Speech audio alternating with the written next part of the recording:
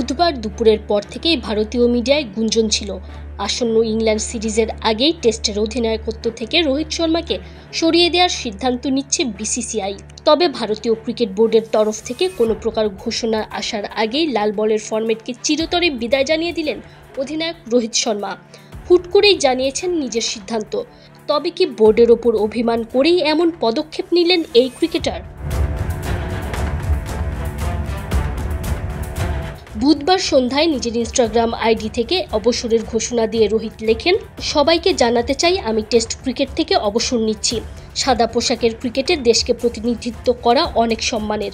বছরের পর বছর ধরে আমাকে ভালোবাসা ও সমর্থন দেওয়ার জন্য ধন্যবাদ।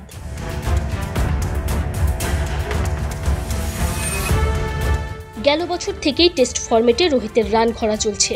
বিশেষ করে টেস্ট চ্যাম্পিয়নশিপের ফাইনালে দলকে ওঠাতে না পারায় তার অধিনায়কত্ব নিয়েও সমালোচনা কম হয়নি। 2024 সালে আন্তর্জাতিক টি-20 থেকে অবসর নিলেও বাকি দুই ফরম্যাটে অবসর নিয়ে কথা উঠলেই রোহিত বরাবরই জানিয়েছেন এখনই টেস্ট আর ওয়ানডে থেকে বিদায় নিতে চান না।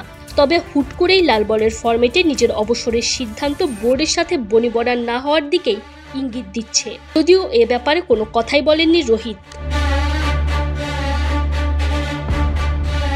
এক যুগের টেস্ট ক্যারিয়ারে ভারতের হয়ে 67টি ম্যাচ খেলেছেন রোহিত শর্মা।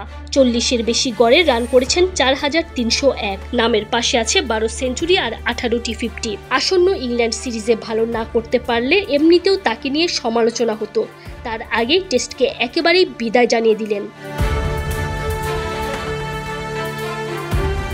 Tanzim Oishi, BD ক্রিক time.